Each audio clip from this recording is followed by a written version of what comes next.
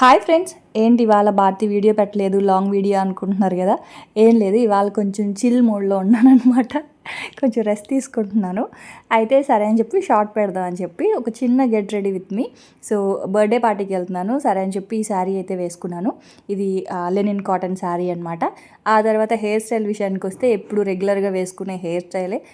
ఇలా మొత్తం అంతా జుట్టు పైకి దువ్వేసి క్లిప్స్ పెట్టేసి తర్వాత హైపోనీ అయితే వేసుకుంటాను. అయితే చూస్తున్నారు కదా మీరు, జుట్టు అంతా కూడా ఇలా పైకి ఇలా కొంచెం ఇలా నించొని ఉంది కదా.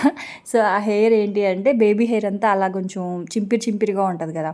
సో అలాంటప్పుడు ఏం చేయాలంటే చేతికి కొంచెం వ్యాజ్లిన్, మనం ఫేస్కి రాసుకునే వ్యాజ్లిన్ తీసుకొని ఆ పైన కనుక ఇట్లా కనుక అప్లై చేసామనుకోండి, ఆ హెయిర్ అంతా మంచిగా ఇలాగా సాఫ్ట్గా అయిపోతుంది. అప్పుడు ఇలా నించోకుండా బాగుంటుంది అనమాట. ఆ తర్వాత ఇంకా హైపోనీ వేసేసుకున్నాను. చాలామంది వాటర్ పెడుతూ ఉంటారు, అలా చింపిరిగా ఉన్న జుట్టుకి వాటర్ పెడుతూ ఉంటారు. సో వాటర్ పెట్టకండి, వాటర్ ఎండిపోయిన తర్వాత ఆ జుట్టు మళ్ళీ అలా నించుంటుంది. సో వాటర్ కాకుండా మీరు వ్యాజ్లిన్ పెట్టడం వల్ల ఏమవుతుందంటే మీకు జిడ్డుగా ఉండదు, అలా అని చెప్పి జుట్టు మళ్ళీ ఇలా అదే పైకి ఇలా లేచి నించోదు అనమాట. చిన్న టిప్పు. ఆ తర్వాత ఇంకా ఈ బుట్టలు అయితే పెట్టేసుకున్నాను. ఇంకా బొట్టు పెట్టేసుకొని నాకేంటి అంటే చాలామంది సజెస్ట్ చేశారు ఏదైనా మంచి డిఫరెంట్ స్టోన్ ఉన్న స్టిక్కర్ పెట్టుకొని భారతి అని చెప్పి. స్టోన్ ఉన్న స్టిక్కర్ పెట్టుకుంటే ఏమవుతుందంటే నా ఫేస్లో అది కలిసిపోతుందండి, కనిపించదు స్టిక్కరు. సో అందుకే ఎప్పుడు నేను డార్క్ కలర్లో ఉన్న ఈ చిన్న స్టిక్కరే పెట్టుకుంటాను, డిజైన్ ఉన్న స్టిక్కర్స్ అయితే ఇప్పుడు పెట్టుకోను.